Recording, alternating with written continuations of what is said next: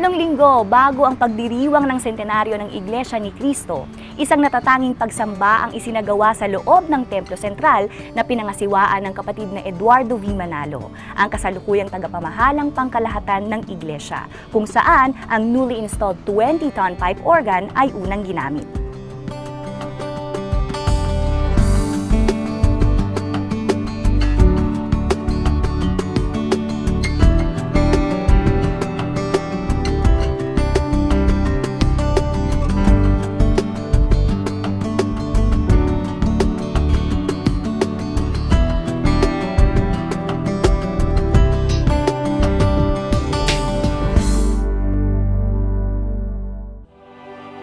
Ang pipe organ ang tinuturing na grandest musical instrument sa buong mundo kung ang pag-uusapan ay laki, ang lawak at musikang nililikha nito na akma sa pagtugtog ng mga himno at ng mga awitin ng pagpupuri sa Panginoong Diyos.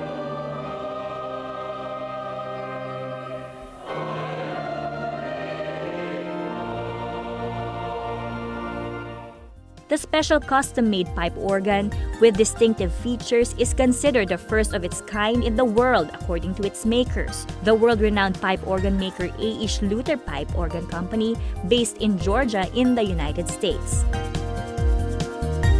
And it's been a pleasure and a real privilege to build the new temple pipe organ.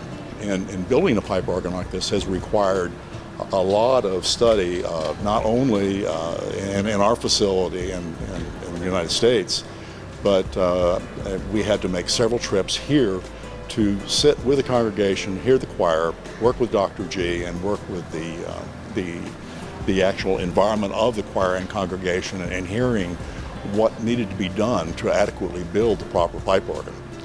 And then after all that research and study, we had approximately 14 months of building the organ, then packing the organ in 4 containers, and then we were blessed that it was shipped here without any damage or any problems as a result of shipping.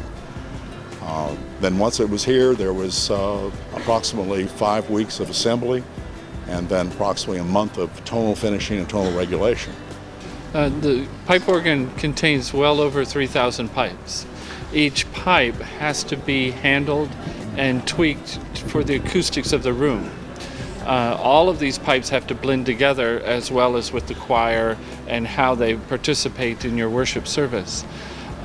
One of the unique flavors of this organ is how to make it sound right in the far right and the far left chapels. And then when you bring it all together for the larger nave congregation, that we were able to have the nice big sound for all of the above. It's been wonderful to hear the organ bloom and sound. It's very much worth it. I build pipe organs for a reason. Going around to many different churches all over the world, this was one of the most unique and very rewarding projects.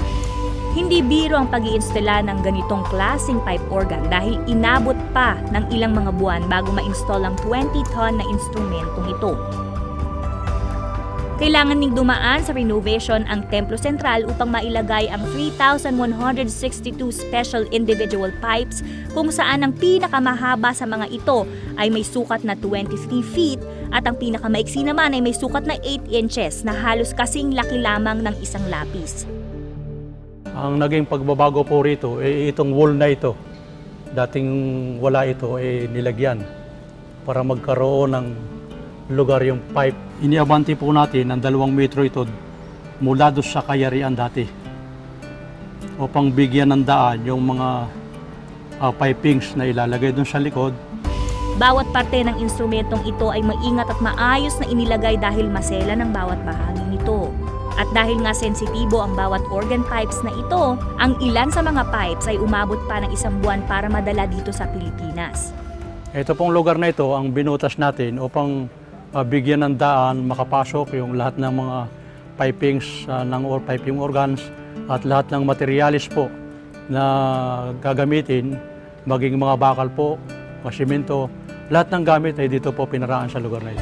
Ang mga organ pipes ay gawa sa lead at ang mga ito ay temperature sensitive, meaning bawal itong mainitan upang hindi maapektuhan ang tunog nito at hindi masira. 73 hanggang 70 degrees Fahrenheit po ang hinihinging temperatura sa loob ng kwartong ito. Ito po yung blower box na nagsusupply po ng hangin papunta po sa great chamber.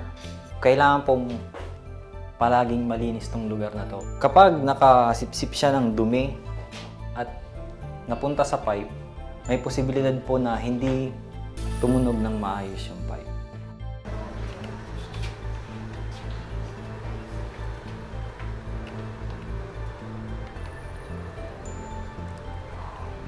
Kapag nagkaroon ng bara o dumi dito sa may gilid na yan, yung magiging dahilan kung ba't hindi siya tutunog ng tama. Ito po yung tinatawag na armature cap. Kapag nakasagap po siya ng dumi, yun po ang dahilan kung ba't tuloy-tuloy natutunog yung pipe kahit hindi mo siya tinitipa. Kaya kailangan pong palaging malinis at saka siguraduhin malinis yung pinapasok na hangin. During the whole construction of the pipe organ, including the housing of the pipe organ installation, we began to coordinate with different consultants, including structural engineers and architects and designers, in order to complete the whole project on time and especially aesthetically pleasing to complement the architecture of the temple. Dahil sa kabuuan, the whole pipe organ instrument weighed over 43,000 pounds or 20 tons.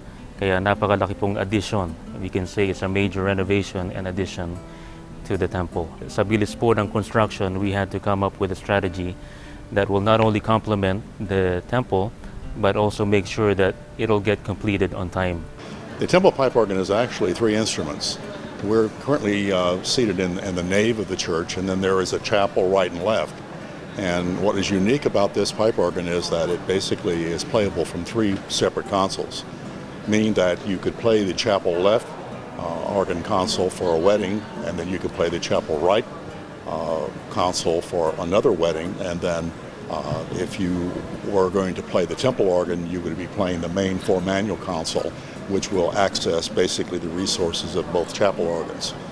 So it's very unique in that way of construction and also tonal design, so that basically we can support what is needed for the chapel organs, but also when the organ is used for the temple services, that it adequately supports the choir and the congregation.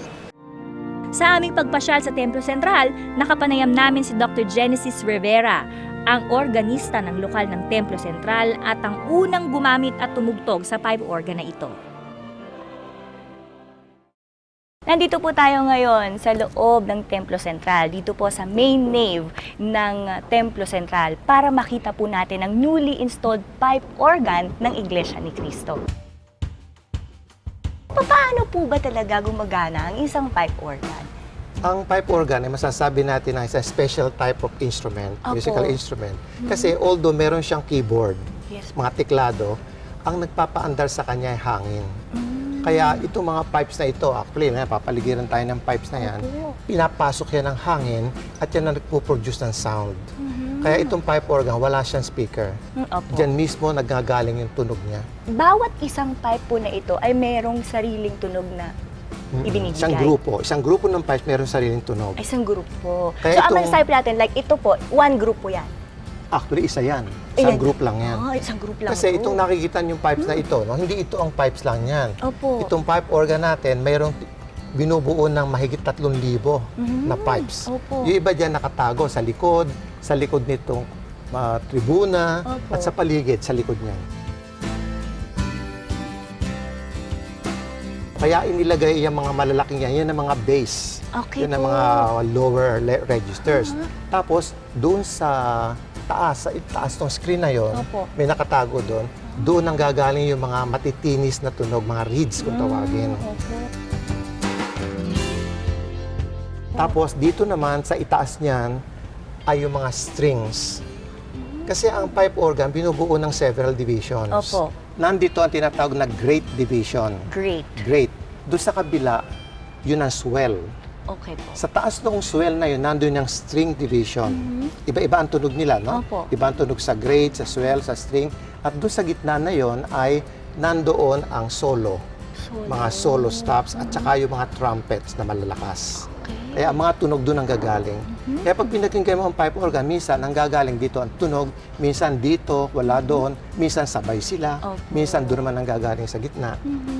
Ako, very interesting, ano? Kasi talagang nakikita po natin dito pa lang na ang laki ng difference niya doon po sa ordinary Ay, oo, electronic iba-iba organ. sa electronic organs. Oo, talaga naman. At speaking of difference, kailangan po makita din natin yung Oo, console halika. kung paano po ba ito ginagamit. Halika. Oh, ito na pala. Nandito na tayo sa main console. Ay, ang laki Ito yung pala nito. tinatawag na main console. Opo. Itong organ na ito, masasabi natin na isa sa pinakamalaki dito sa Pilipinas. This is a 4 manuals. Opo. Tapos ang mga stops niya, ang tawag kasi dito yung mga Stops. parang buto na yan, mga stops na siyang nakikreate ng mga tunog. Opo. Kaya pag hinila mo yan, iba-ibang tunog ang makikreate mo. Tapos kita mo yung pedal board na Opo. para sa paa, yan ang bibigay ng bass.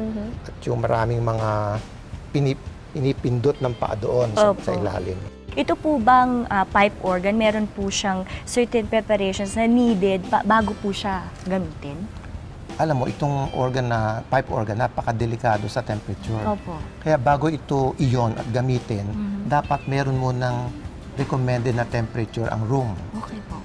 Dito, kaya merong ganyan para loose na yan. Apo. It measures the temperature and the humidity. Dapat kasi within 73 degrees Fahrenheit ang temperature. Okay po. Otherwise, kung siya masyadong mataas, like 77, madidisapi na yung pipes na out of tune.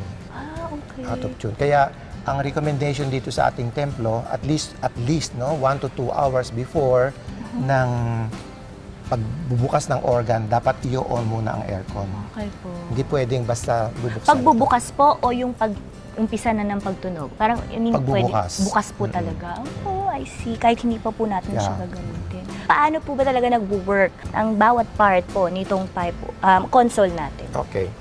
Ito mga part na ito, yung mga buttons na yung stops nga, Opo. bawat grupo niyan, meron siyang naka-assign na division.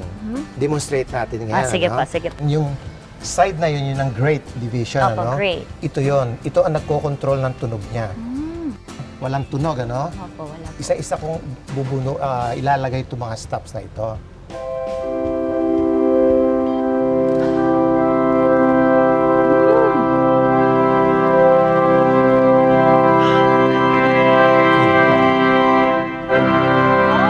Doon ang gagaling ang tunog sa great, no? Opo. Okay. Although narinig din doon, pero mas malakas dito. Ito naman yung swell division, ito yon. Itong pangatlong manual na ito. Opo. Ganon din, ha? Kung lalagyan natin.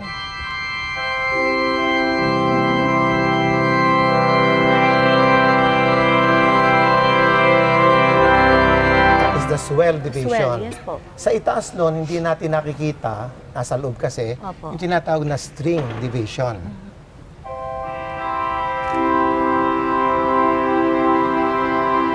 Kaya pag pinatunog mo lahat ito, string, saka swell, ganyan kalakas yun.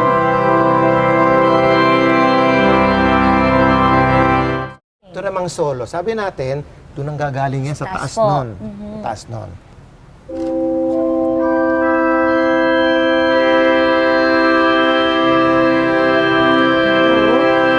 Saan gagaling? Opo. Ito namang isang to, ginagamit din ba ito? Oo, ginagamit dito. Kaya pagtugtog, pag ganon, no? Opo. Tingnan ninyo. Trumpetry. At pwedeng malakas.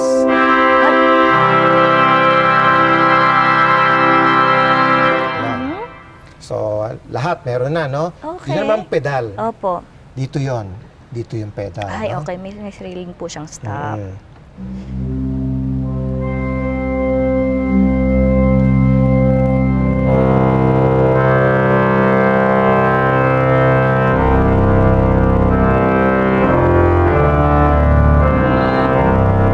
Tingnan mo kung gaano kalakas ang bass Opo. niya. So, yung pong, yung dami ng stops na pinupul po ninyo, magdedepende sa gusto po ninyo Oo, maging hindi naman ibig sabihin lahat ipupul mo Opo, yun. opo. Iko-combine mo yun, no?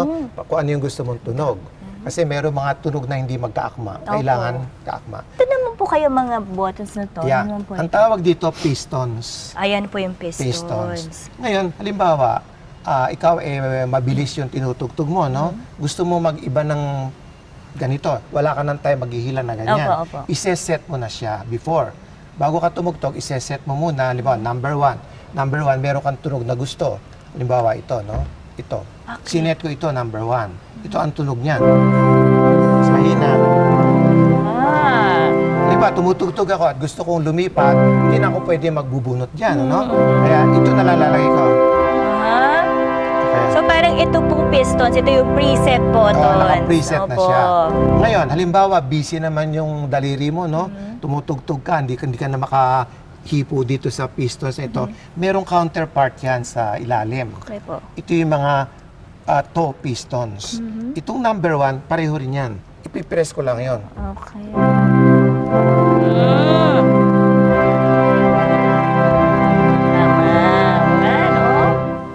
Dok, pwede niyo po bang iparinig sa amin yung softest na tunog na pwede pong gawin itong pipe organ at pati po yung loudest? Sige, okay. Pakinggan nyo, ha? From the softest to the loudest.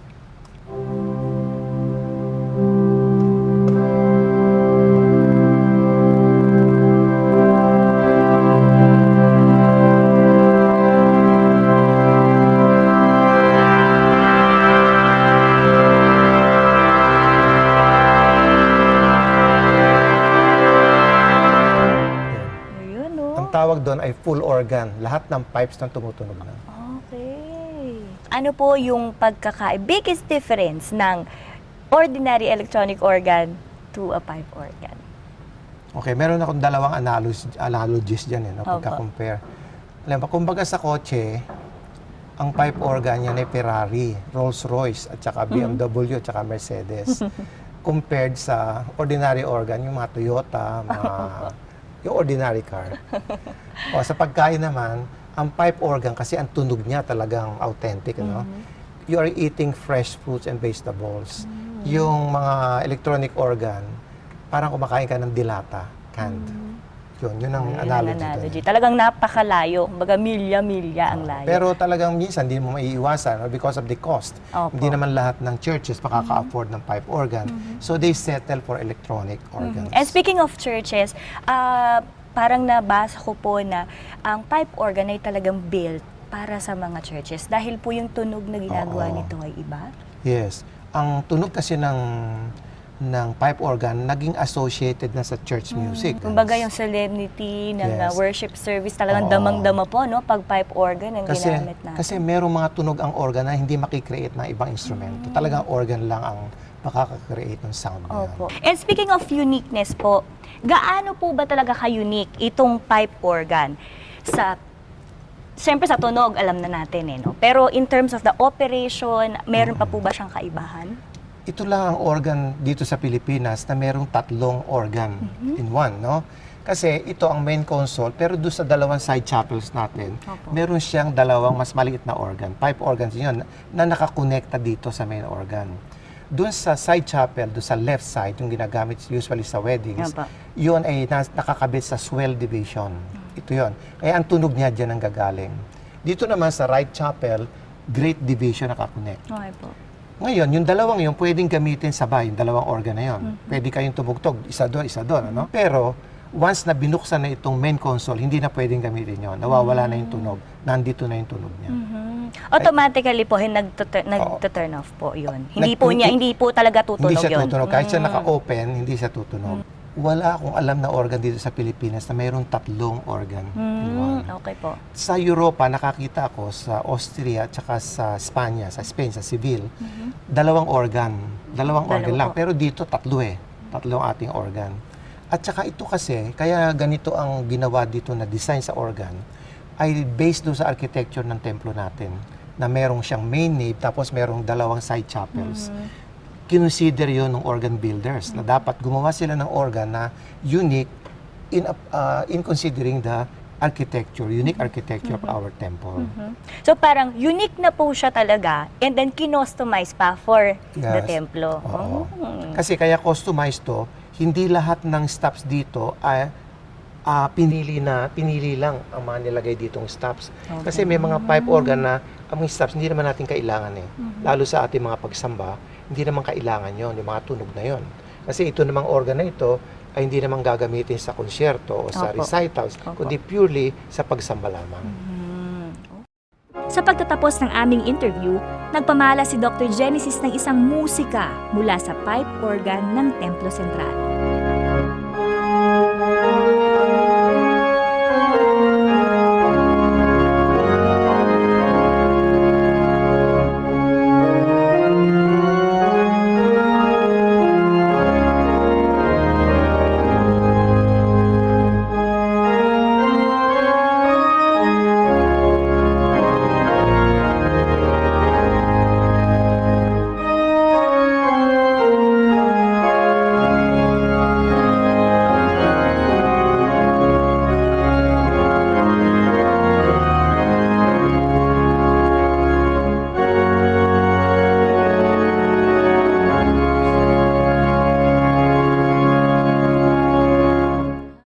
Actually, way back 1980s pa, nagsimula na ako mag-aral ng pipe organ.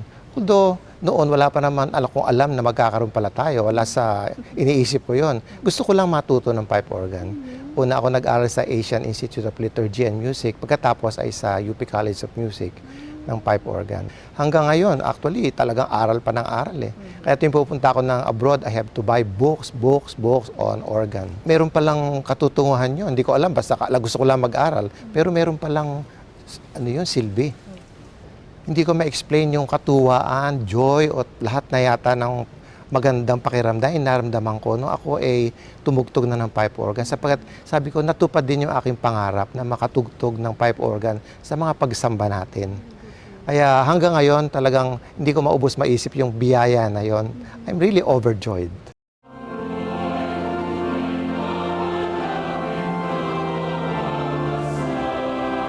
Sapagkat ang pag-awit ay bahagi ng pagsamba ng Iglesia ni Cristo, ang layunin ng pagkakatayo ng pipe organ ng Templo Sentral ay hindi matatawaran, sapagkat pangunahing hangarin nito ang para sa kaluwalhatian ng Diyos.